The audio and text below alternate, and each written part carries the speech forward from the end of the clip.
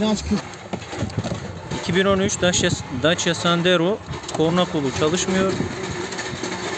bilmeyen adam yok dünyada ya. O olsun abi. Kırdığımı da görürüz ama.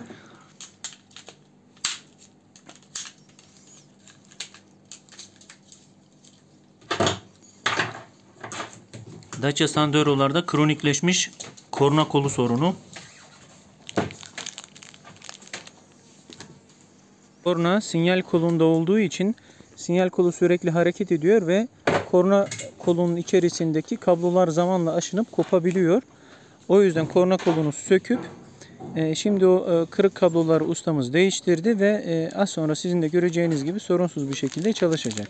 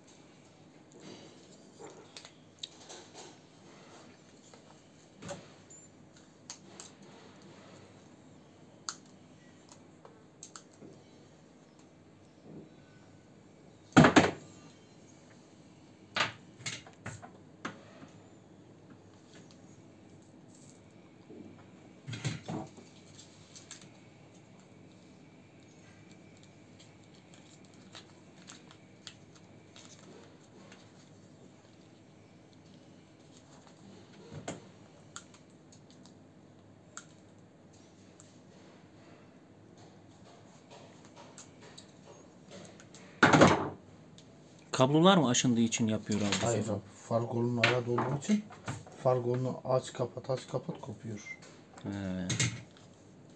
Orijinal 1500 lira. Şimdi abimiz bunu 1500 lira. güzelce tamir ediyor ve biz ucuza kurtarıyoruz bu işten.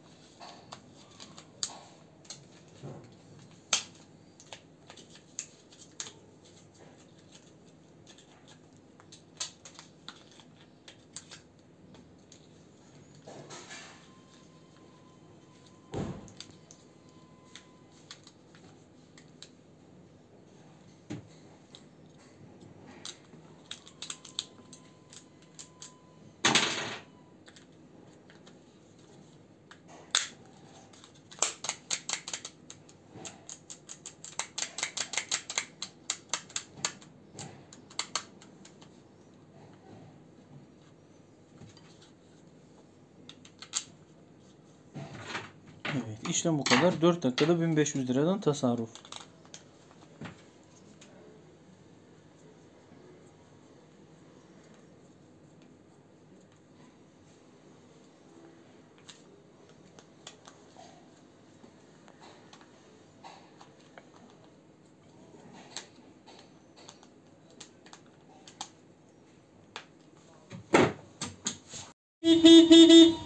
Evet, muazzam çalıştı.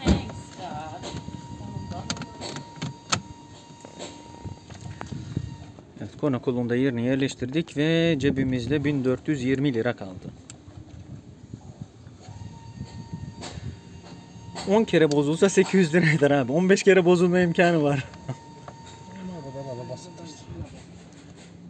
Sonuçta orijinal de aynı şekilde gelmiyor mu? Yani. Orijinal de bozulacak.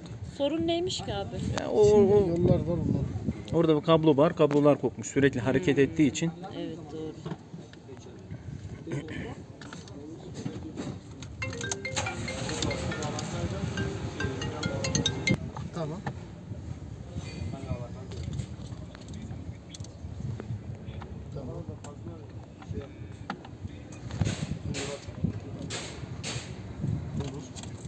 At fotoğrafını bakayım abi. Evet, montajı yaptık. Tekrar şöyle bir kontağı açalım ve kontrollerimizi yapalım.